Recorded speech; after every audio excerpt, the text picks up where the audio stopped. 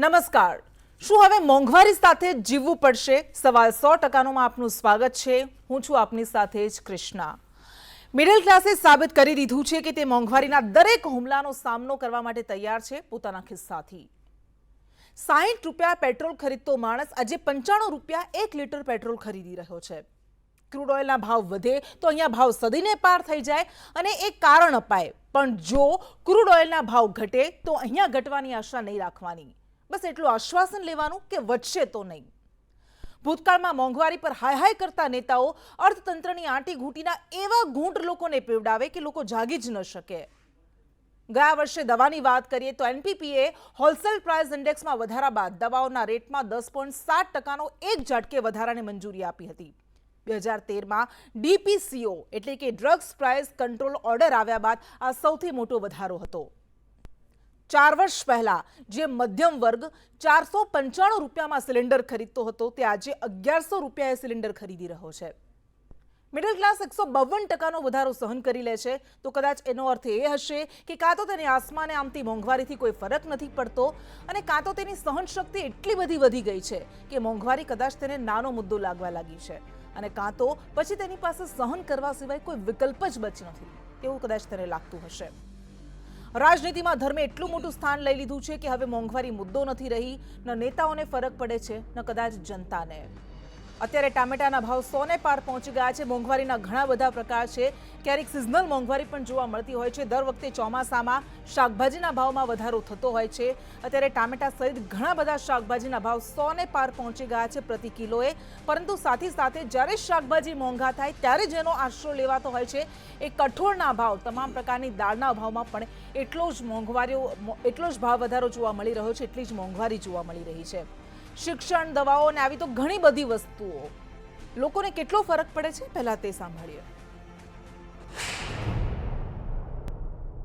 મોંઘવારી આસમાનને આંબી રહી છે અને માણસોની જરૂરિયાતોનો કદી અંત નથી। ઈચ્છાઓ તો અનંત છે। આશા ઊંડી ખાણ પહાડથી પુરાય નહીં, આશા ઊંડી ખાણ પહાડથી પુરાય નહીં, હેમ મેરુ સમ હોય તો એ મન માને નહીં। માનવીનું મન માનતું જ નથી, ઈચ્છાઓ વધતી જ જાય છે અને આજે મધ્યમ વર્ગના માણસને શાકભાજીના ભાવ જ્યારે આસમાનને આંબી રહ્યા છે ત્યારે ખૂબ જ મુશ્કેલી ઊભી થઈ છે। એકદમ લિમિટેડ એટલે કે મર્યાદિત આવકમાં ઘરનું બજેટ ખોરવાઈ રહ્યું છે અને તેલના ડબ્બાના ભાવ તો જુઓ, તમે જોયું હશે કે મેં શાક બનાવ્યું તો 2 ચમચી તેલ નાખ્યું, કારણ કે 2200 રૂપિયા એક ડબ્બો મળતો હતો, આજે 3000 રૂપિયા થઈ ગયા છે। મધ્યમ વર્ગને મુશ્કેલી છે તો ગરીબ વર્ગ તો શું કરશે? સમાજની અંદર 3 વર્ગો છે, મધ્યમ વર્ગ, શ્રીમંત વર્ગ અને ગરીબ વર્ગ। ગરીબ વર્ગ બિચારો શું કરશે? તો તેલ વગર પણ ચલાવી લેશે, પણ મધ્યમ વર્ગને તો આવેલા મહેમાનની આગતા સ્વાગતા સારી રીતે કરવી પડે। મારું પોતાનું પેન્શન 1475 છે, મારા હસબન્ડનું પેન્શન ફક્ત 2000 છે, એટલામાં અમે કેવી રીતે ઘર ચલાવીએ? મિત્રો, ગરીબનો એક આર્તનાદ આજે સંભળાવું છું। ગગનચુંબી ઇમારતોને જોઈને શોધું છું કે ક્યાંક તો મને આવાસ માટે ઝૂંપડી મળે। મોંઘવારીની મૈયતમાં સામેલ થયેલી હું શોધું છું, મોંઘવારીની મૈયતમાં સામેલ થયેલી હું શોધું છું, કોઈક વસ્તુ તો મને સસ્તી જોવા મળે। ફુગાવાના ફંદામાં ફસાયેલી હું શોધું છું કે કોઈક ચીજ વસ્તુ કે સેવાઓ તો મને મફતમાં મળે। મિત્રો, આ શક્ય નથી અને બેકારીના બલીનો બકરો બનેલી હું શોધું છું કે ક્યાંક તો મને શ્રમ કરવાની તક મળે। ટામેટા બધા કરતાં મોંઘા છે, 200 રૂપિયા કિલો છે। બટાકા, કાંદા, રીંગણ બધા જ શાકભાજીના ભાવ ખૂબ જ વધારે પ્રમાણમાં છે, એટલે ગૃહિણીનું બજેટ ખોરવાયું છે અને અમે મિડલ ક્લાસ ફેમિલી છે, અમે પેન્શન ઉપર જીવીએ છીએ અને અમારું એટલું બધું પેન્શન પણ નથી, એટલે અમારે બહુ એને માટે પરિશ્રમ કરવો પડે છે અને ગરીબ લોકો તો શું કરે એને માટે? મધ્યમ વર્ગ જ લાચાર બની ગયો છે, ત્યારે ગરીબ લોકોની તો શું પરિસ્થિતિ થઈ એ તો કલ્પના કરવી જ રહી આપણે। કઠોળના ભાવમાં તુવેરની દાળ, વાલ અને રાજમા એ વસ્તુઓમાં થોડા ભાવ વધેલા છે। વચ્ચે જે કમોકમી છે વરસાદ આવ્યો હતો એમાં થોડા પાકના નુકસાન થયા, સારા માલની આવક થોડી ઓછી થઈ, એના લીધે આ ભાવતાલ વધેલા છે। એ ભાવતાલ જે વધેલા છે એના લીધે સેલિંગમાં બી થોડો ફરક આવેલ છે। કસ્ટમરની ખરીદી બહુ જ ઓછી થઈ ગઈ છે આવા ભાવમાં. એ બે વખત વિચાર કરે છે કે શું કરીએ ને શું ના કરીએ. તુવેરની દાળમાં સૌથી વધારે મગની દાળમાં, પણ તુવેરની દાળમાં હમણાં જે ભાવ વધેલા છે એના લીધે થોડો સેલમાં ફરક પડેલ છે. એટલે આપણે ગૃહિણીઓને વ્યથા પણ સાંભળી તેવું કહી રહ્યા છે કે મોંઘવારી વધી રહી છે, પરંતુ હવે કદાચ આ કાયમી ચિત્ર થઈ ગયું છે. દર વર્ષે આપણે આ મુદ્દે ચર્ચાઓ કરતા હોઈએ છીએ, પરંતુ ઘણી બધી વસ્તુ એવી છે કે જેના ભાવ વધ્યા એ વધ્યા, પછી એ ઘટ્યા નથી. ભલે ગમે તેટલા કારણો સામે આવે, માંગ પુરવઠાના નિયમો આપણને સમજાવવામાં આવે, પરંતુ ઘણી બધી વાતો, ઘણી બધી ચીજ વસ્તુઓ, ઘણા બધા પરિબળો એવા છે કે જે અસર નથી કરી રહ્યા. શા માટે, એના પર પણ આપણે ચર્ચા કરીશું. આપણી સાથે વિનોદ પ્રજાપતિ કે જે અર્થશાસ્ત્રના પ્રોફેસર છે તેઓ જોડાઈ ગયા છે. જ્યોતિબેન પંડ્યા ભારતીય જનતા પાર્ટીમાંથી અને કોંગ્રેસમાંથી ગાયત્રીબા વાઘેલા આપણી સાથે જોડાઈ ગયા છે. રાજનેતાઓ પાસે આપણે ફરી જઈશું, પ્રવક્તાઓ પાસે આપણે જઈશું, પરંતુ સૌથી પહેલા વિનોદભાઈ આપનાથી શરૂઆત કરીએ. લગભગ પલ્સીસ કઠોળના ભાવ છેલ્લા ઘણા સમયથી વધી રહ્યા છે. શાકભાજીના ભાવ આપણે જોઈએ છે કે ચોમાસામાં વધતા હોય છે અમુક શાકભાજીના ભાવ, પરંતુ ખાદ્યાન્ન ફુગાવો એક તરફ આંકડાઓ આપવામાં આવે છે કે 6% નીચે પહોંચી ગયો, તો પછી એ લોકોને દેખાતો કેમ નહીં હોય, એ અટકે છે, ઘટે છે?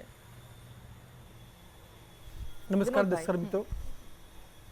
ફુગાવાનો કોન્સેપ્ટ જે છે એ આપણે ત્યાં જનરલી કોઈ એક વસ્તુના ભાવ વધે એની સાથે આપણે ગણતરીમાં લઈ લઈએ છીએ કે ફુગાવો વધ્યો, વસ્તુના ભાવ વધ્યા. આપણે તે સર્વગ્રાહી તમામ વસ્તુઓની ભાવની જ્યારે આપણે તુલના કરી ત્યારે ખબર પડે કે ઓવરઓલ ઇકોનોમીની અંદર માત્ર 2, 3, 4 વસ્તુના ભાવ વધે એટલે ફુગાવો થઈ ગયો એવું માનવાને કોઈ કારણ નથી. આપણે ત્યાં હમણાં તમે જુઓ છો કે ચોમાસું એડવાન્સ વહેલું આવી ગયું અને એના કારણે વરસાદ ખૂબ થયો, એના કારણે ઘણા બધા શાકભાજીના પાક માર્કેટ સુધી નહીં આવે અને એના કારણે ઘર સુધી નહીં પહોંચે. એનું કારણ શું થશે કે એના કારણે ટમેટા અને બીજી જે શાકભાજી છે એના ભાવ ઓટોમેટિકલી વધશે. હવે આપણે જ્યારે ટમેટાના કે એના ભાવ વધેલો કહીએ છીએ એનો મતલબ એ થયો કે ફુગાવો થયો. એકચ્યુઅલમાં એવું નથી.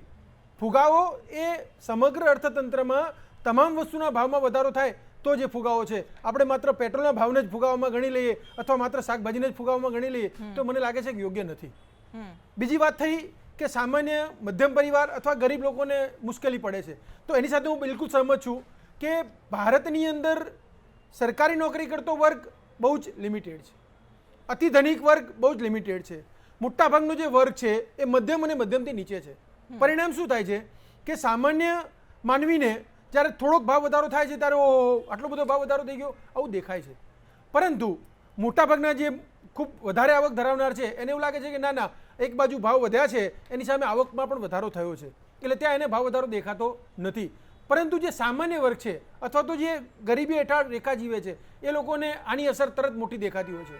બીજી બાજુ મધ્યમ પરિવારના લોકો છે, જે લોકો ડે બાય ડે લાઈફ એમના રૂટિન નાના સેલરીમાંથી ચલાવતા હોય, તો ત્યાં બહુ મોટી મુશ્કેલી એ પડે છે કે દિન પ્રતિદિન ઘર વપરાશની જે વસ્તુઓ છે એના ભાવ વધે તો એનું બજેટ ખોરવાતું હોય છે અને એના કારણે આખી પોતાની ઇકોનોમી ખોરવાતી હોય છે. એને એવું લાગતું હોય છે કે અર્થતંત્રમાં ભાવ બહુ વધી ગયા અને એના કારણે ખૂબ મોટી અસર એની ઉપર પડી હોય જોવા મળે છે. અચ્છા, હા, પણ વિનોદભાઈ તમે એવું કીધું કે ટામેટાના ભાવ વધે એટલે આપણે એવું ન કહી શકીએ ફુગાવો વધ્યો છે. સ્વાભાવિક છે કે કોઈ એક વસ્તુના આધારે ન કહી શકીએ, પરંતુ જે 4 વર્ષ પહેલા જે વ્યક્તિ 495નું સિલિન્ડર ખરીદતો હતો એ હવે 1100નો ખરીદી રહ્યો છે, તો એને તો તમે જસ્ટિફાઈ કઈ રીતે કરશો? બિલકુલ જસ્ટિફાઈ કરી શકીએ આપણે. તમે જુઓ તો કોઈ પણ વ્યક્તિના, માની લો કે સરકારી કર્મચારી છે તો એનો પગાર તમે જોશો તો 6થા પગાર પંચમાં એના પગાર ધોરણ જુઓ અને 7મા પગાર પંચમાં એના પગાર ધોરણ જુઓ. એવી જ રીતે સામાન્ય નાનો માણસ છે, લેબર છે, તો લેબરનું તમે લેબર વર્ક જુઓ તમે તો દાખલા તરીકે હું એક્ઝામ્પલ આપું કે મારે ત્યાં એક પ્લમ્બર કામ કરવા માટે આવતો તો 100 રૂપિયા વિઝિટ ફી લેતો.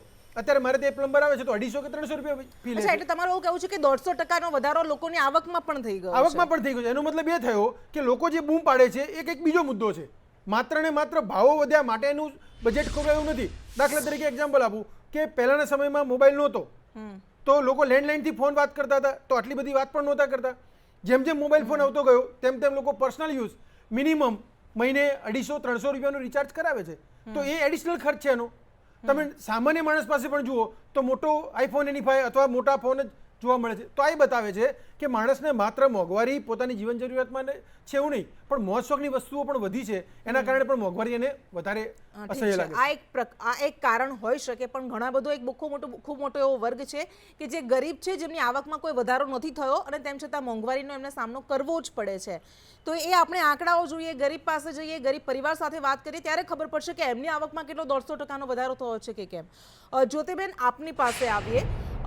પહેલા ખૂબ નારા લગાવવામાં આવતા હતા જ્યારે આપ વિપક્ષમાં હતા ત્યારે, તો સ્મૃતિ ઈરાની સિલિન્ડરના બાટલા લઈને ફરતા હતા માથા પર અને કહેતા હતા કે આટલી બધી મોંઘવારી છે. એ ઘણા બધા મીમ્સ પર અત્યારે બની રહ્યા છે, પરંતુ અત્યારે એ મુદ્દો દેખાતો નથી.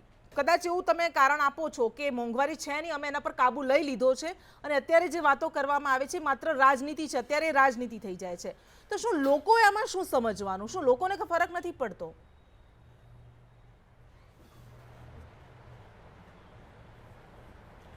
કૃષ્ણાજી, આપના માધ્યમથી બધા જ વ્યુઅર્સને નમસ્તે કરીશ. આજે ગુરુ પૂર્ણિમા છે, પ્રણામ વંદન પણ કરીશ. આપે મોંઘવારીની વાત કરી, પરંતુ મારે એક વસ્તુ કહેવી છે કે અત્યારના સમયમાં આપણા ગુજરાતથી માંડીને આખા દેશના દરેક રાજ્યની અંદર વ્યક્તિદીઠ માથાદીઠ આવક જુઓ, માથાદીઠ એની કામની શૈલી જોઈએ અને માથાદીઠ એની પોતાની વાપરવાની તાકાત, એક્સપેન્સિવ કેપેસિટી. તો દરેક વ્યક્તિને પહેલાં જે આપણે 5-7 જોડી કપડામાં દિવાળીથી દિવાળી કામ ચાલતું, તેને બદલે અત્યારે વોર્ડરોબ્સ બધાયના ભરાયેલા હોય છે. નહીં તો એ 10-20 જોડી કપડાં દરેક જણ. બીજું એવું થયું છે કે પહેલાં પરિવારનું એક વ્યક્તિ કમાતા હતા, હવે અત્યારે મહિલા ઘણા બધા બહેનો પણ બહાર કામ કરતા હોય છે. મધ્યમ વર્ગને દરેક વર્ગના બહેનો, છોકરીઓ બધા જ કામ પણ સાથે સાથે કરે છે, ભણે પણ છે. એટલે આખા જીવનશૈલીમાં ખૂબ મોટો એક બદલાવ આવી રહ્યો છે અને આ બદલાવની પ્રક્રિયા છેલ્લા 10 વર્ષથી ચાલે છે અને આવનારા પણ ઘણા વર્ષો ચાલતી રહેશે. એ દરમિયાનમાં આપે કીધું કે ભાઈ મધ્યમ વર્ગને, નાના ઓછા પગારવાળાને, રોજના આવકવાળાને તકલીફ પડે, સહેમત છીએ, પણ દેશની આખી ઇકોનોમીને સુદૃઢ બનાવવા માટે જે પ્રયત્નો ભારતીય જનતા પાર્ટીની સરકાર, મોદીજીની સરકારમાં થયા છે, કદાચ એ લોંગ ટાઈમ એફર્ટ છે. ઘણા દીર્ઘદ્રષ્ટા તરીકે લાંબા સમય સુધી દેશની અંદર ભાઈએ હમણાં અર્થતંત્ર તરીકે આખી ખૂબ સરસ વાત વિનોદભાઈએ કરી કે ભાઈ અર્થતંત્રને બેલેન્સ કરવા માટે કોરોના પછી કહો કે પછી કન્ટિન્યુઅસ એફર્ટ્સ કહો કે નાના ગૃહ ઉદ્યોગોને ટેકો કરવાની વાત કરીએ, તો દરેકને અર્થતંત્ર સુધરતું અને આપણા દેશની પરિસ્થિતિ બાકીના દેશોના કમ્પેરિઝનમાં ખરેખર એક સરાહનીય કામગીરી થઈ હોય એવું દરેક જણ કહી રહ્યા છે. આપણા દેશના એ લોકો કહે છે ને, બહાર પણ આપણા દેશનું ગૌરવ. અચ્છા, પણ તમે એમ કહો છો કે અત્યારે સાથે સાથે આપણે કીધું એમ કે આજે ચોમાસું અને ક્લાઇમેટ ચેન્જીસ જેવા ચેલેન્જીસ, લોકોના મોજ શોખ વધવા લાગ્યા છે. જ્યોતિબેન, શું છેલ્લા 5 વર્ષમાં જ આવું થઈ ગયું? તો પછી તમે કયા મુદ્દાને આધારે વિરોધ કરતા હતા? શું ત્યારે લોકો કામ નહોતા કરતા? 5 વર્ષમાં જ બધા કામ કરવા લાગ્યા?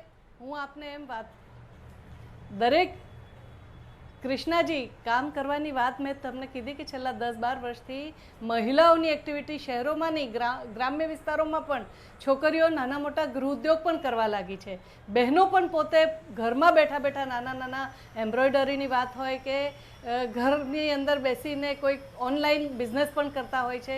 તો આ એક ઓનલાઈન પ્રોસેસિંગ, હમણાં જ વિનોદભાઈએ વાત કરી કે ટેલિફોનના બિલ્સ પણ મોટા ભરી શકે છે લોકો, અને સાથે સાથે ફુગાવો ઓછો કરવા માટે અર્થશાસ્ત્રી તરીકે અથવા તો અર્થતંત્રને ઠીક કરવા માટે રાજનીતિ તરીકે અમે લોકો, અમારી પાર્ટીએ જે સ્ટેપ્સ લીધા છે મોદીજીની સરકારમાં થાય છે, એ સરાહનીય છે ને છે જ. એમાં કોઈ બેમત નથી, કારણ કે આપણે જોઈ રહ્યા છીએ આપણે ઘણા બધા કારણો આપ્યા, પરંતુ આ જ દેશની કમનસીબી છે કે જ્યારે પક્ષ વિપક્ષમાં આવે ત્યારે અચાનક એને જનતાના મુદ્દા દેખાવા લાગે છે અને સત્તા પક્ષમાં આવે એટલે એને વેલિડેટ, જસ્ટિફાઈ કરવાના બધા જ કારણો એની પાસે આવી જાય છે. ઠીક છે જ્યોતિબેન, આવીશું આપની પાસે, પરંતુ આવક અને સંપત્તિની તમે વાત કરો છો, એના રિપોર્ટ પર પણ, એના આંકડા પર પણ હું વાત કરી દઉં કે દેશમાં 30%, ટોપ 30% લોકો એવા છે કે જેના પાસે દેશની 90% સંપત્તિ છે. આ આવક અને સંપત્તિની અસમાનતા છે. એટલે તમે એવું ન કહી શકો કે આટલા બધા લોકો પાસે આટલા બધા દેશની જીડીપી આટલી બધી થઈ ગઈ છે, આપણા દેશની જીડીપી એટલે ખૂબ જ ચિત્ર ગુલાબી થઈ ગયું છે, એવું નથી. ટોપ 10% પાસે 72% છે, જ્યારે 5% પાસે 62% છે. એટલે તમે વિચારી શકો છો કે જે ગરીબ અને મધ્યમ વર્ગ જે ખૂબ મોટો છે એની પાસે કેટલી આવક અને સંપત્તિ છે. ગાયત્રીબા પાસે આપણે જઈએ.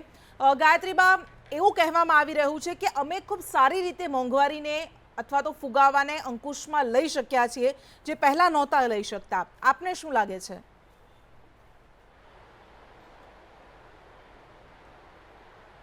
ખાસ પહેલાં તો આપના માધ્યમથી હું સર્વે જનતાને ગુરુ પૂર્ણિમાની ખૂબ ખૂબ શુભકામના આપું છું. અને હમણાં જ મેં જ્યોતિબેને જે કીધું એ પણ સાંભળ્યું, પણ હું એટલું જ કહીશ કે ભારતીય જનતા પાર્ટીની સરકાર આમ તો જોઈએ તો 20-25 વર્ષ અને કેન્દ્રમાં 10 વર્ષથી છે. જ્યારે ને ત્યારે કહેતા હોય છે કે અમે તો મધ્યમ અને ગરીબ વર્ગના જે લોકો છે એની વાચાને અમે સાંભળીએ છીએ, તો ત્યારે જ અમને એમ થાય છે કે જો તમે ગરીબ અને મધ્યમ વર્ગની વાચાને જો તમે સાંભળતા હોય તો આટલા વર્ષથી ગરીબ અને મધ્યમ વર્ગ તો જ્યાંનો છે ત્યાં ને ત્યાં છે, પણ અમીર વર્ગ છે એ અમીર થતો જાય છે. તમે જોશો કે અત્યારે કૂદકે ને ભૂસકે મોંઘવારી વધી રહી છે, તો શું સરકારને એ દેખાતું નથી? સરકાર કેમ હજી સુધી ચૂપ છે? અત્યારે તમે જોશો કે મોંઘવારી એ બેકાબુ છે, એટલે જે જીવન જરૂરી ચીજ વસ્તુઓ છે એના ભાવ જે છે એ આસમાને ગયા છે. અત્યારે જ તમે જોશો કે સામાન્ય શાકભાજી છે કે ટમેટા છે કે ડુંગળી છે કે પછી બટેટા હોય કે જે રોજે રોજ મધ્યમ અને ગરીબ વર્ગ એનો ઉપયોગ કરે છે, એના ભાવ આસમાને ગયા છે. તો એની જગ્યાએ તમે જે ખેડૂત જે છે કે જે આ વસ્તુ ઉગાડે છે એને શું એ સક્ષમ ભાવ મળે છે? તો નથી મળતો. અત્યારે તમે જોશો કે અત્યારના આપણા વડાપ્રધાન શ્રી છે એ એમ કહેતા કે મારી ગ્રામ્ય વિસ્તારની બહેનો, કેમ કે હમણાં બહેને કીધું કે ગ્રામ્ય વિસ્તારની બહેનો છે હમણાં છેલ્લા 5 વર્ષમાં જ ઉદ્યોગ તરફ વળી છે, તો ખેત મજૂરીમાં તો બહેનો છે એ પહેલેથી હતી. જે ખેડૂત છે એનો આખો પરિવાર જ્યારે ખેતરમાં કામ કરે છે ત્યારે આપણને આજે અનાજ હોય કે કઠોળ હોય કે પછી શાકભાજી અને ફળ ફળાદી છે એ મળે છે. અને પાછું કહેવામાં આવે છે કે ટેલિફોનના માધ્યમથી. તો શું ટેલિફોનની શોધ છે એ અત્યારે ભારતીય જનતા પાર્ટીની સરકારે કરી છે? નહીં, કેમ કે જે કોંગ્રેસની સરકાર હતી એમાં જે ટેકનોલોજીના પ્રણેતા એવા માન્ય રાજીવજીના વખતમાં આ જે છે એ ટેલિફોનની શોધ થઈ હતી અને મોબાઈલ છે જે આપણે વાપરીએ છીએ એનો ઉપયોગ ત્યારે જ આપણે કરીએ છીએ. હમણાં જ મારા બેન જે છે, અને સાથે સાથે હું એ પણ કહીશ કે માત્ર ને માત્ર જીવન જરૂરી ચીજ વસ્તુઓમાં આપણે શાકભાજી કહી છીએ કે જેમાં જેને શાકભાજી બનાવવો છે તો પહેલા તેલનો ઉપયોગ થશે, તો તેલનો ભાવ પણ અત્યારે આસમાને છે. એને વઘારવા માટે તમારે એને જીરું એટલે કે તેજાનાનો ઉપયોગ થશે, તો અત્યારે જીરુંનો ને રાઈનો ને એનો ભાવ જોવો તો એ પણ આસમાને છે. તો જે મધ્યમ અને ગરીબ વર્ગ છે એને ખાવું શું? હા, અત્યારે માનનીય વડાપ્રધાન શ્રી પહેલા ઉજ્જવલા યોજના જેવી સરસ યોજના લઈ આવ્યા હતા અને કહેતા હતા કે મારા ગ્રામ્ય વિસ્તારના બહેનોને એને અમે સિલિન્ડર છે મફત આપશું. તો આ યોજના કેટલા લોકોને પહોંચી છે એ પહેલા તમે જુઓ. અને જે ગેસ સિલિન્ડર ઉપરથી એટલે કે જે ગેસ ઉપર આ શાકભાજી થાય છે તો એ ગેસના ભાવ ક્યાં છે? તો તમે કઈ રીતે કહી શકો કે ભારતીય જનતા પાર્ટીની સરકાર છે એ લોકોનું જે જીવન જરૂરી ચીજ વસ્તુઓ છે અને સાથે હમણાં એવું પણ કહેવામાં આવ્યું કે લોકો છે એ હાઈ ફેસ. હા, બિલકુલ એનો જવાબ લઈ લઈશું આપણે જ્યોતિબેન પાસેથી. પરંતુ વિનોદભાઈ, આ વાત છે કે જ્યારે એક ઉદાહરણ તરીકે આપણે લઈએ કે ક્રૂડ ઓઇલના ભાવ જ્યારે યુક્રેન રશિયાનું યુદ્ધ ચરમ પર હતું અને ક્રૂડ ઓઇલના ભાવ વધ્યા, પેટ્રોલ ડીઝલના ભાવ પણ એટલા બધા વધ્યા અને સોને પારે પેટ્રોલ ડીઝલના ભાવ વધી ગયા હતા. ક્રૂડ ઓઇલના ભાવ ઘટવા લાગ્યા, પરંતુ એ તેમ છતાં એ ઘટતા નથી, એ 95 રૂપિયા પ્રતિ લીટર જ રહે છે, એમાં કોઈ બહુ મોટો ઘટાડો નથી આવતો. તો લોકોને, સામાન્ય લોકોને એવું થતું હશે કે જ્યારે ભાવ વધે ત્યારે વધે છે પણ ઘટે છે તો એ રાહત કેમ નથી મળતી? બની શકે સરકારની એક સ્ટ્રેટેજી હોય કે સરકાર પાસે ઇન્કમ સોર્સિસમાં સૌથી વધારે જો કોઈ આવક પ્રાપ્ત કરતું હોય તો એ ક્રૂડ ઓઇલમાં છે. પરિણામ સરકાર એવો વિચાર કરતી હોય કે ક્રૂડ ઓઇલના ભાવ વધે છે ત્યારે લોકો પાસેથી વસૂલ કરીએ, પણ જ્યારે ઘટે છે ત્યારે લોકો પાસેથી એને ઘટાડો આપવો નથી. લોકો ટેવાઈ ગયા છે, માટે લોકોને એમાં ડિસ્ટર્બ કરવાની જરૂર નથી, માટે સરકાર ભાવ કન્ટિન્યુઅસ રાખે છે અને એ બાને સરકાર પાસેની આવકમાં વધારો થાય છે.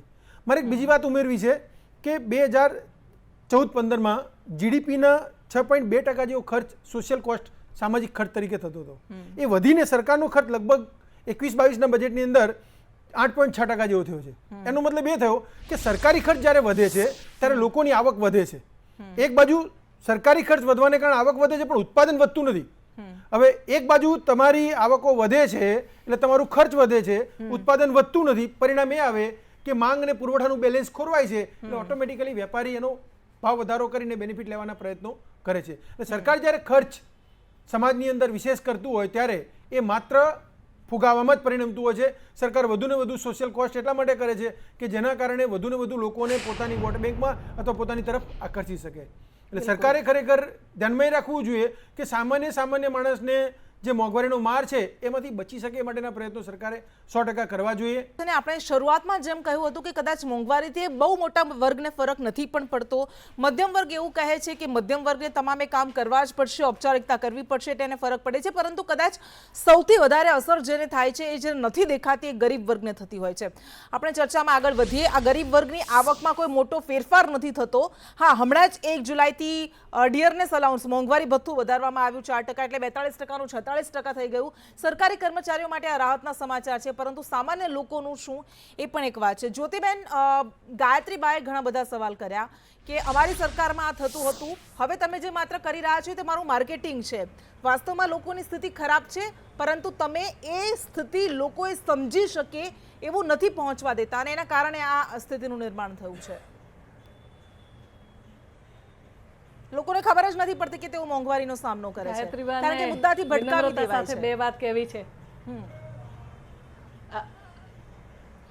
જી કૃષ્ણાજી, આપે કીધું ગાયત્રીબાએ કોંગ્રેસ વતીથી જે વાત કરી કે ભાઈ એમના વડાપ્રધાન તરીકે રાજીવ ગાંધીજીએ જે ટેકનોલોજી લાવ્યા એમની વાત કરી, પણ રાજીવ ગાંધીજી પોતે એટલા ત્રસ્ત હતા આખી ટીમ સાથે, શાસનનું કુશાસન થઈ ગયેલું હતું કે તે વખતે પોતે કહેતા, સ્ટેજ પરથી એમને પોતે કહેવું પડ્યું કે ભાઈ કેન્દ્રમાંથી જ્યારે 1 રૂપિયો મોકલવામાં આવે છે ત્યારે જનતા સુધી ફક્ત 15 પૈસા પહોંચે છે. અને માનનીય મોદીજીની નિષ્ઠાની અને એમની પોતાની કામ કરવાની એક સુશાસન આપવાની ત્રેવડના લીધે જન ધન યોજના થકી ડાયરેક્ટ બેનિફિટ ટ્રાન્સફર ડીબીટીના માધ્યમથી લોકોના ખાતામાં, ખેડૂતના ખાતામાં પણ ડાયરેક્ટ એના પૈસા આવી શકે, વચેટિયાઓ બંધ થઈ જાય. એટલે આ જે અત્યારે બીજી આ વાત શાકભાજીની કરી, તો ચોમાસાની લીધે અને જે ક્લાઇમેટ ચેન્જના લીધે વહેલો વરસાદ એકવાર પડ્યો, સાયક્લોન આવ્યું અને એ પહેલાંય બી 1.5 મહિના પહેલાં જે વાવાઝોડું આવ્યું હતું અને ઘણા બધા આંબાના પણ પાક ખરાબ થઈ ગયા અને ઘણી ખેતીવાડીમાં જ્યોતિબેન, કદાચ આપણે શાકભાજીની વાત ન કરીએ, ટામેટાનો આપણે સમજી લઈએ કે સિઝનલ છે, પરંતુ જે સિલિન્ડરના ભાવ જે 495 હતા એ 1100 રૂપિયા લોકો ચૂકવી રહ્યા છે, જે પેટ્રોલના ભાવ 60 રૂપિયા હતા તે 100 રૂપિયા લોકો ચૂકવી રહ્યા છે.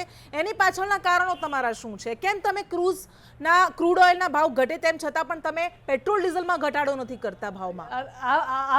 આપ ગેસના બાટલાની વાત કરો છો. આમાં બે વાત કરીશ કે ગેસના બાટલા તે ઘડીએ સંસદ સભ્યોને ત્યાં લાઈન લાગતી કે મને એક બાટલો અપાવો સાહેબ, અને ગેસના બાટલા સિવાય કોઈ માધ્યમ નહોતું ઈંધણનું રસોઈ બનાવવા માટે. અત્યારે સોલાર પાવરથી માંડીને ઇલેક્ટ્રિક પાવરથી માંડીને અત્યારે ગુજરાત પાસે તો સરપ્લસ છીએ આપણે. સોલાર પાવરમાં અમે તો વડોદરાવાળા હાઈએસ્ટ છીએ. જેમની પાસે વિકલ્પ નથી, અમે તો ગેસનો બાટલો જ ઉપયોગમાં લેવાનો છે. અત્યારે આપણા ગુજરાત પાસે વિકલ્પ છે, દેશની અંદર ઘણા બધા વિકલ્પ આવી ગયા છે. કેટલા લોકો પાસે સોલાર પેનલ્સ હશે?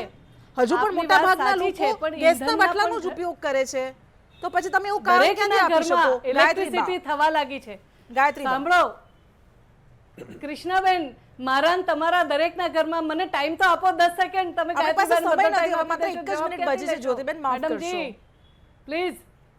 હા ઠીક છે, ટૂંકમાં વાત બતાવશો. હું એટલે જ કહું છું કે ઇલેક્ટ્રિસિટી દરેક ઘરમાં છે અને સોલાર પેનલ વડે ઇલેક્ટ્રિસિટી સસ્તી થઈ ગઈ છે સાહેબ. અને એટલા માટે આપણી પાસે દરેક વસ્તુનો ઓપ્શન આવી ગયા છે. તમે જે વાત કરી રહ્યા છો નાના વર્ગની વાત કરી રહ્યા છો. હજુ દેશનો બહુ મોટો વર્ગ એવો છે કે જેમની પાસે કાં તો વીજળી નથી, દેશ આખો ડિજિટલાઇઝ થઈ ગયો છે. નાનો માણસ સોલાર પેનલની તો વાત ક્યાં છે? ઝૂંપડામાં સોલાર પેનલ મારા શાકભાજી વાળા જી પેમેન્ટ લે છે, ગૂગલ પે કરે દરેક જણ. ઠીક છે ગાયત્રીબા, દેશ બદલ રહા है, आगे बढ़ रहा है, बदल रहा है गायत्रीबा.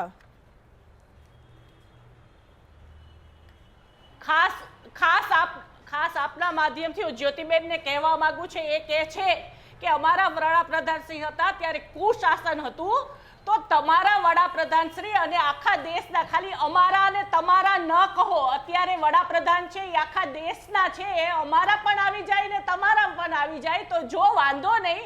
અમારા વડાપ્રધાનશ્રી હતા ત્યારે કોંગ્રેસના સમયમાં વડાપ્રધાને આવું કહેવું પડ્યું હતું. ઓકે ઠીક છે, હા, આખા દેશના હતા પણ એમને એવું કહેવું પડેલું કોંગ્રેસના શાસનમાં. આયુષ્યમાન ભારત જેવી યોજના લાવીને કરોડો લોકોને લાભ આપ્યો છે. તો પછી અત્યારે આંતરરાષ્ટ્રીય બજારમાં ઓઇલના ભાવ છે એ સસ્તા છે, તો પછી શું કામ પેટ્રોલ ડીઝલના ભાવમાં ઘટાડો નથી કરી શકતા? અત્યારે તો ગુજરાતમાં અને કેન્દ્રમાં ગુજરાતમાં અને કેન્દ્રમાં કોંગ્રેસના બંને જગ્યાએ શાસનમાં તમારી આતંકવાદનો સરકાર ફુગાવો છે, થયો તો હતો. પછી ઠીક છે, હવે સરકાર એમના શ્રી સમયની વાત સુશાસન કરીશું. નથી ઠીક છે, લાવી ઠીક છે. શકતા. આર્થિક હા. નીતિઓમાં તમે ફુગાવો જોવાયો પણ આપણી આતંકવાદ પાસે સમય નથી આપણી પાસે. ઠીક છે. આખા ગુજરાતમાં તોફાનો ગાયત્રીબા, જ્યોતિબેન, આપણી પાસે સમય નથી. આપ તમામ અમારી સાથે જોડાયા, આપનો ખૂબ ખૂબ આભાર. અને જ્યોતિબેને જેવી રીતે કહ્યું કે રાજીવ ગાંધીએ સ્વીકાર્યું હતું કે 1 રૂપિયો જ્યારે ઉપરથી આવતો હતો ત્યારે 25 પૈસા સુધી નહોતા પહોંચતા લોકો સુધી, પરંતુ એમણે ભ્રષ્ટાચારની વાત સ્વીકારી હતી. આજે તમે સ્વીકારતા પણ નથી. આજે ગીતાબેન રાઠવા સાંસદ, એમણે પોતે એવું કહ્યું છે કે કલેક્ટર કચેરીમાં એક પણ કામ ભ્રષ્ટાચાર વગર, લાંચ રૂશ્વત વગર નથી થતું. એટલે આ સ્વીકારવાની વાત છે, પરંતુ હકીકત એ છે કે બોમ્બની માફક પડે કાયમ સવાર રોજ એ જ કચ્ચરઘાણ ઘટના નીકળે, અને આ કચ્ચરઘાણ ઘટના એટલે સામાન્ય વર્ગ માટે મોંઘવારી છે. નમસ્કાર.